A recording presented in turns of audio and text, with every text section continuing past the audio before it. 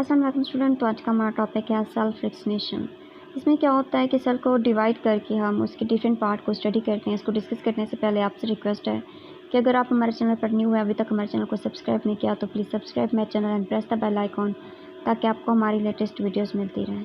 So what is a cell fractionation? Dividing cell into its part और fractions. Cell को fractions और parts में divide करने को सेल फ्रिक्शनेशन कहते हैं। It is achieved by a process called centrifugation using a centrifuge. Centrifuge को use करके, एक सेंट्रीफ्यूग एक आला होता है जिसको हम यूज़ करके जो है ना सेल के डिफरेंट और पार्ट्स को स्टडी कर सकते हैं। Centrifugation is the process to separate substance on the basis of their size and density. Size और डेंसिटी की बेस के ऊपर हम जो है ना सेल के अंदर जो सब्सटेंस होते हैं उनको सेपरेटली डिस्कस कर सकते हैं।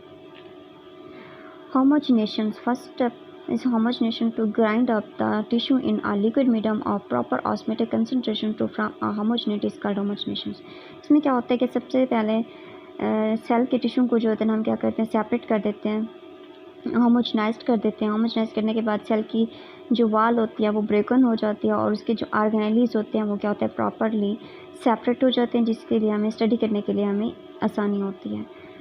डिफरेंशियल सेंट्रीफ्यूगेशन में क्या होता है, spinning the homogenate in centrifuge machine with different speed are called differential centrifugations and a series of cell fractions are separated according to their size and density. जो हमने cell को फ्रिक्शंस में breakup किया होता है, डिवाइड किया होता है, तो उन सेल को हम जो है ना एक लिक्विड मीडियम्स के अंदर एक शीशे की जार में रख के हम उसको सेंट्रीफ्यूगल मशीन में स्पिन अप करके सेंट्रीफ्यूग करेंगे। तो जब वो डिफरेंट स्पीड के ऊपर जो होता है ना स्पिन अप होगी तो डिफरेंट हमें जो है ना मटेरियल्स मिलेगा, सेपरेट किए हुए सब्सटेंस अलग-अलग करके हमें देंगे। 3 स्टेप्स इन्वॉल्व होते हैं। First one, separation of larger and heavier parts. Homogenate is spin at slow rate to separate the larger and heavier parts of homogenate such as cell and nuclei. Second one, the remaining homogenate is spin at collectively high speed and cellular components such as mitochondria, plastid are separated and removed. Third one में high speed देंगे और जो smaller lighter cellular functions होंगे such as ribosomes and lysosomes जो होते हैं ना वो क्या होंगे, सेपरेट हो जाएंगे। जो लास्ट में हमारे पास सॉल्यूशंस बचेगा वो क्या होगा, सोल्यूबल पोर्शंस होगा ऑफ साइटोप्लाज्म यानी कि साइटोसोल का।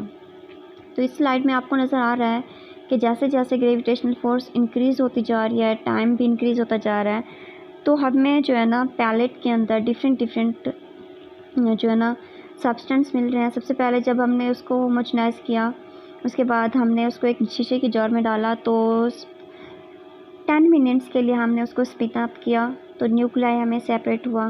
फिर उसके बाद अगर हम टाइम इंक्रीज़ करते गए तो हमें क्या होगा कि माइटोकॉन्ड्रिया, मतलब पहले लाइटर सब्सटेंस हमें अचीव हुए, उसके बाद इंटरमीडिएट जैसे कि माइटोकॉन्ड्रिया, लाइसोसोम्स एंड प्रोक्सिसोम्स, हमें ये जो है ना हमने सेपरेट कर लिया, इन सब्सटेंस को सेपरेट कर लिया। जब हम कुछ ज़्यादा टाइम के लिए हम इसको स्पिन अप करेंगे तो हमें छोटे से छोटे मटेरियल सब्सटेंस भी क्या होंगे, हासिल होंगे, जिनको हम राइबोसोमल सब यूनिट स्मॉल पॉली राइबोसोम्स जो होते हैं ना वो भी हम सेपरेट कर लेंगे। और लास्ट में हमारे पास जो मटेरियल बचेगा या जो सोल्यूबल पोर्शंस बचेगा वो क्या होगा, हमारे पास साइटोसोल या साइटोप्लाज्म होगा।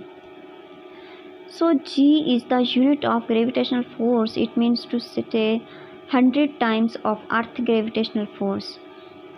तो ये आज का हमारा टॉपिक था, सेल सेंट्रीफ्यूगेशन या सेल फ्रिक्शनेशन।